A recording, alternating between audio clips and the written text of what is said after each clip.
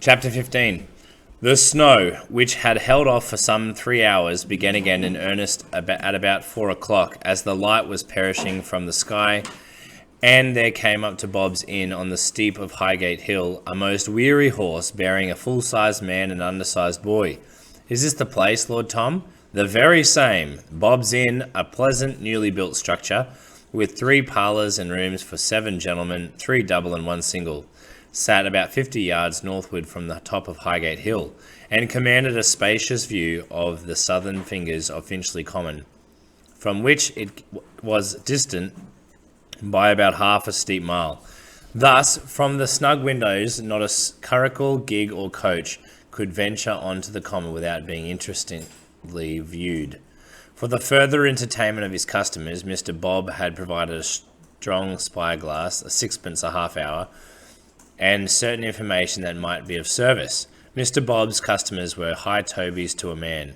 "Knew 'em all," was Mr. Bob's proud boast as he stood by the cheerful fire of an evening. "Duval, Turpin, Robinson, many's the time they've sat about this very snug and drinking and laughing and popping to the windows for a nifty look." This notwithstanding the glum fact that Duval had been hanged 80 years before, and Bob looked no more than 40. "Yes, indeed, knew 'em all." He welcomed Lord Tom and grinned affectionately at Smith, whom he recognised as a brisk, bright, and prosperous apprentice to the trade. He made a place for the highwayman and was his apprentice by the fire, and dispatched an evil-eyed potboy for jars of the best. "Nothing coming, nothing going," he murmured, jerking his head to the windows that commanded the best view of the common. "Not our sort of weather, eh, Lord Tom? Many's the time, many's the time. Great Duval himself would curse the snow for muffling his pickings. Aye, and a warming his backside where you're a warming yours, friend." Lord Tom was handsomely thawing himself out and fizzing and drizzling into the hearth. His caped coat, whited like a sepulchre, was now beginning to patch through the covering of snow into a wet green, like a lawn after winter. Likewise, Smith, buffeted and stung by the whirling snow, bruised beyond belief by the dreadful horse, began to come to himself and crack and thaw and ease himself into a furtive smile. "There's a coach due, Bob, within." Lord Tom drew out his French watch, which the landlord eyed merrily and murmured, "Ah, we remember that one, eh? Within this half hour, from Tom toward Barnet." "You know best, friend." "You got a reputation, but it surprises me. Yes, indeed. Must be powerful business to draw an equipage across this murderous white nothingness." "It is, Bob, it surely is."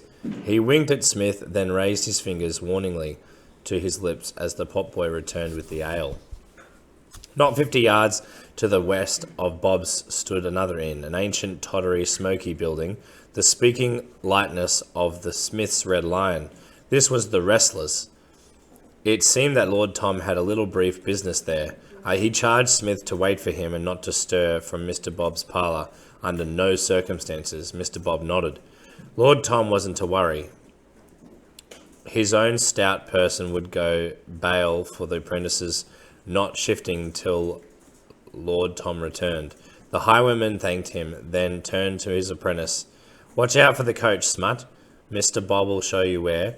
Here's a sixpence, Bob. Let the lad watch through the spyglass. Let him be a real high Toby while I'm gone. Just for 10 minutes, eh?"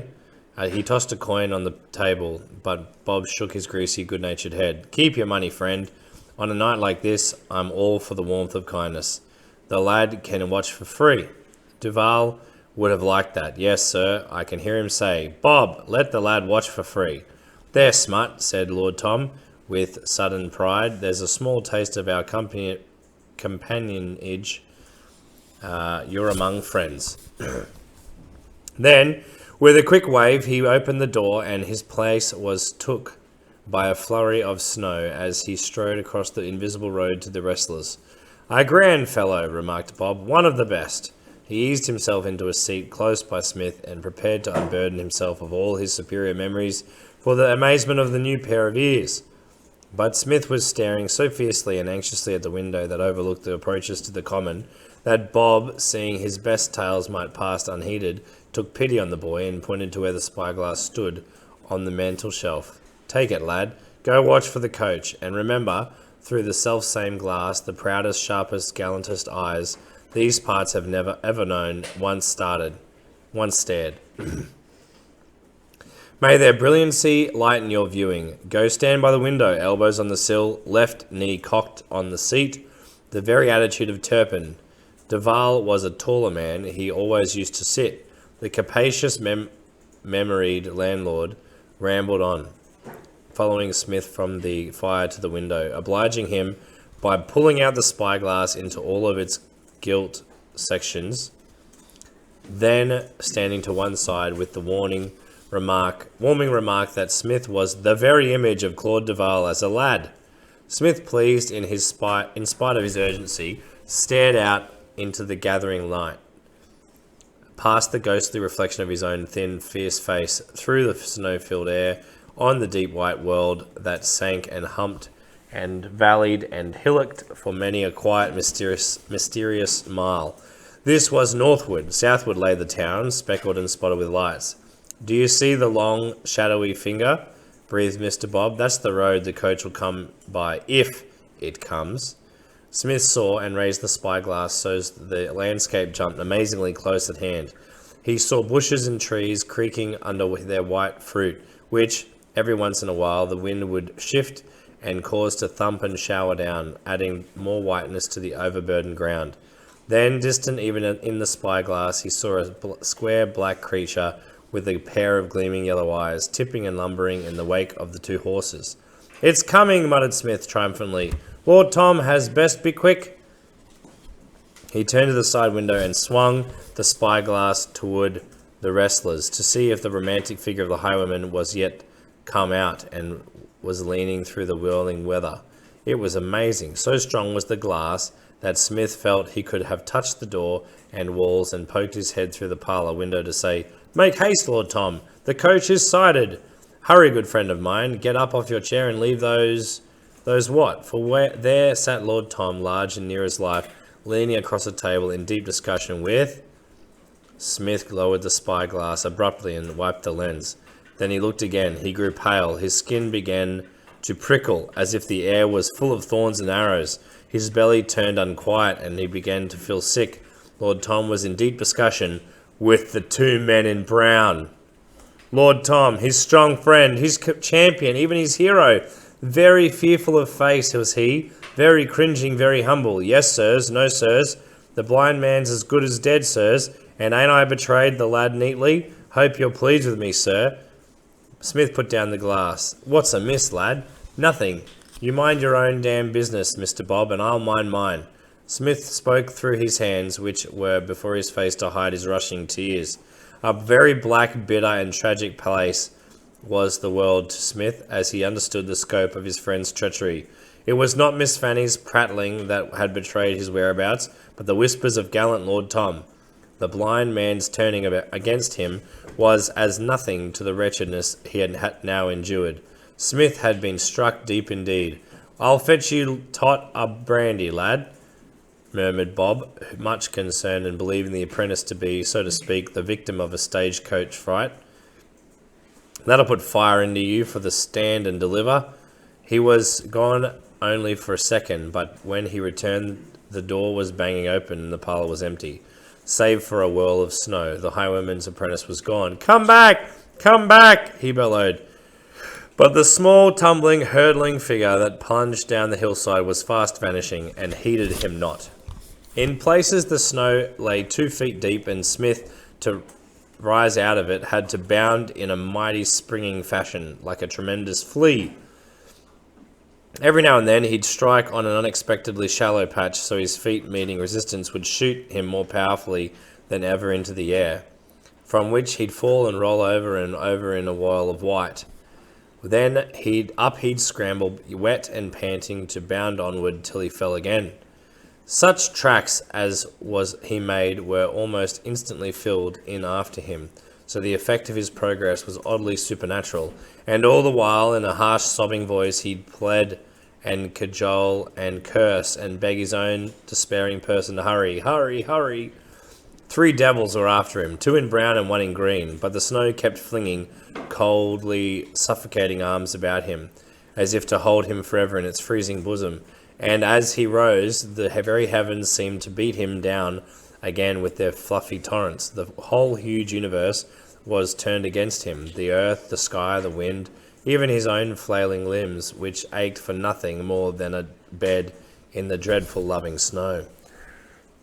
But each time there came up out of the hole he'd made in the ground a small rebellious voice. "Come on with you, Smith, you dozy weasel! Up, up! What for did you come out of the house of bondage, to sink and perish in this great fleet ditch of common hopelessness? Not bleeding likely!" And then in tones that which shook with bitterness, grief and contempt, "So to hell with you, Lord Tom, for that's where you belongs." On which the indomitable figure of Smith would rise up out of the white and fumble on. Where to? The road coach would take, the shadowy finger that Mr. Bob had pointed to. But where was it? He stared about him, whiteness everywhere, no landmark, no post, nothing. Once more a feeling of hopelessness gripped him. He looked back up the hill. 3 small black figures were on their way. In a sudden rage, Smith stamped his foot and glared about him. Not 70 yards off lumbered the coach. Towards him, the road. He was on it. The horses panted and dragged and steamed. The coachman, high up on his high, snow-capped black mountain, leaned forward, eyes fairly glued to the vague shadow, which was all he could see of the firm ground. He dared not look elsewhere. One false move might end in a drift and finish the vital journey then and there.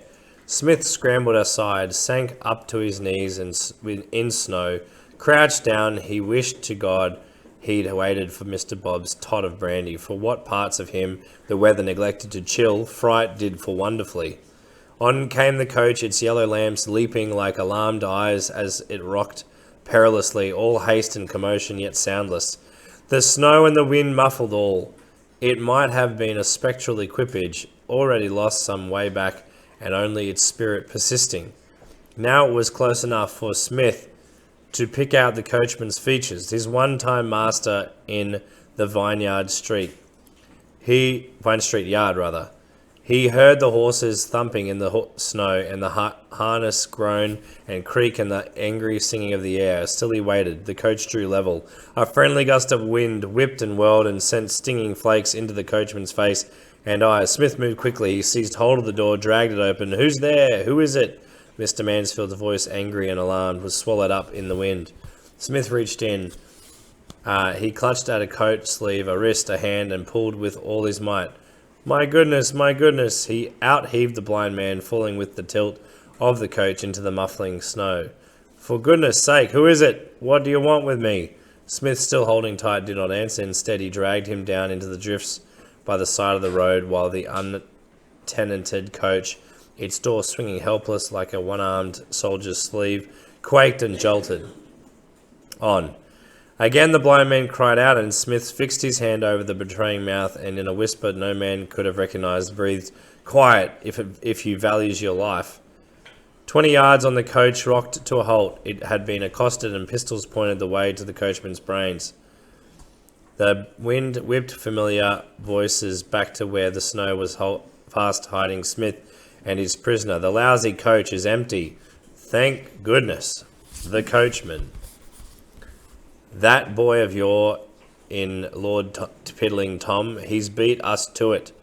"Friends, Lord Piddling Tom, I swear I did what I could." "Not enough, not enough. You should have slit his mean throat, you green windbag." Friends, how was I to know? You swore you'd fix him, and so I meant to. I swear it. Swear it to Mr. Black, if he gives you leave. You'll bleed for this." No, they must be near at hand. Let's search. In this great howling blizzard? Yes, we've had experience afore. You all little rat nearly killed us once with chasing him. Smith, in concealment, couldn't restrain a beam of pride. "Then what's to be done? On to Mr. Black in the morning?" That's what. But to your heart's content, fat man, your day's done. You blotted your book, maybe with blood, eh? The coach.